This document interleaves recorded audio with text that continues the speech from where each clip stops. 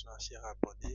Aujourd'hui, nous allons faire la géoréférenciation et le géoréférencement avec le logiciel QGIS. Je vais appeler la couche à géoréférencer.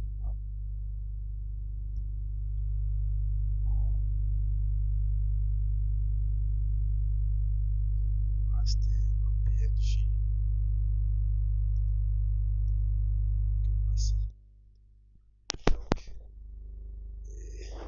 nous allons le projeter sur le Maroc parce que c'est une carte du Maroc.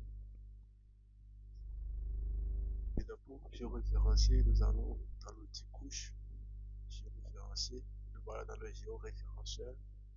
Nous pouvons faire appel au raster que nous pouvons géoréférencer. Ici, nous remarquons que il y a des coordonnées. Ça veut dire que l'image dispose déjà des coordonnées que nous allons supprimer rapidement.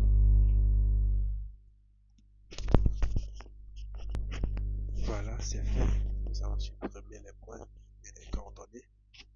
Nous allons maintenant passer à notre propre géoréférenciation. Donc, nous allons utiliser l'équation. Donc, sans plus tarder, je clique, je zoome, je prends le milieu, juste milieu. Je vais lire les coordonnées. X 318. Voilà. Et là, 351. C'est bon. Je viens là. Je peux prendre ce croisillon.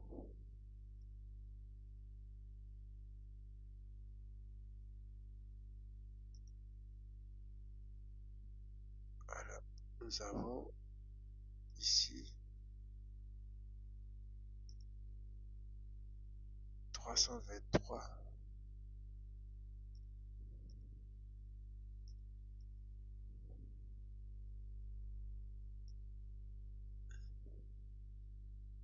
Et là, 351.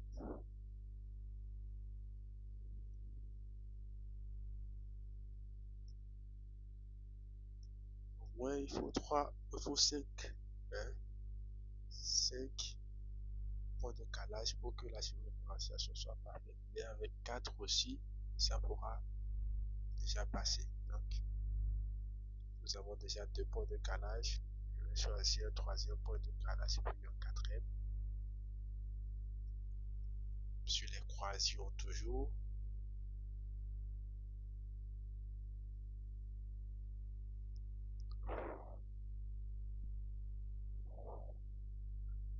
Là, je vais choisir ceci.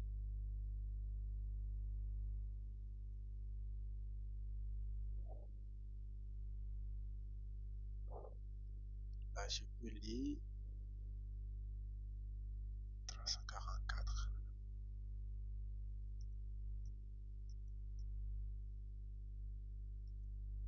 Ici, 318.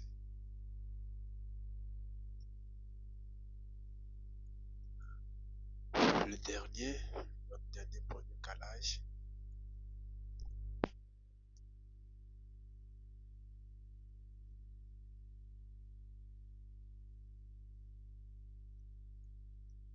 Notre dernier point de calage sera pris.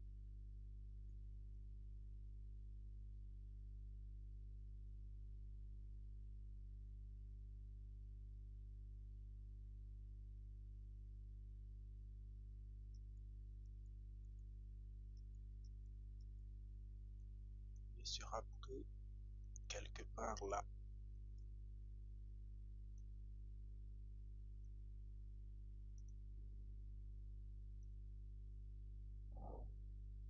Nous allons lire les coordonnées. Nous avons 344.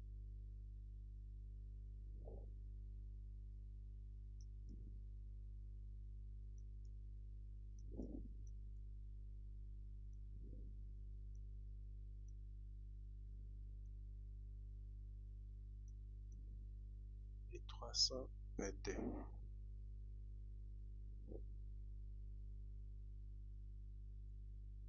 C'est bon, nous allons régler les paramètres. Donc, le lieu où nous allons enregistrer notre, notre fichier de sortie. Donc, je peux mettre ici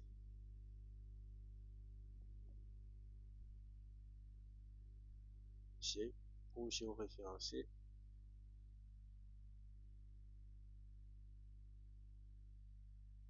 Donc, type de transformation polynomiale 1, méthode de rééchantillonnage plus proche voisin et OK.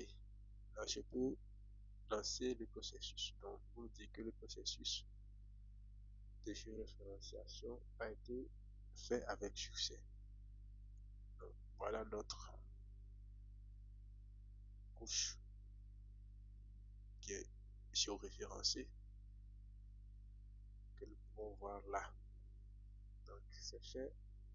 Nous allons essayer de confirmer ou bien de vérifier si cette géoréférenciation a plus ou moins réussi en faisant appel à une couche vecteur, des couches vecteurs de la zone pour essayer de faire des comparaisons virtuelles. Il y a aussi des calculs qu'on peut faire pour calculer le seuil d'erreur. Nous allons apporter les routes. Voilà, c'est fait. Donc si nous regardons les routes, regarde qu'il y a une superposition des routes là. Vous voyez la route qui passe par là. Donc elle est superposée. Si vous faites ça, si on fait ceci, on se rend compte réellement que les routes, notre carte est bien superposée sur le chef-fait. Donc il y a quelques facteurs qu'il faut prendre en compte lors de la géoréférenciation. Il s'agit de la translation, de la rotation, du facteur échelle. Et ces trois paramètres-là, ces trois facteurs sont très primordiaux, et surtout le système de coordonnées de référence dans lequel nous voulons faire notre géoréférenciation. Merci de nous avoir suivis. À la prochaine. N'oubliez pas de vous abonner pour faire grandir la chaîne. Bye bye.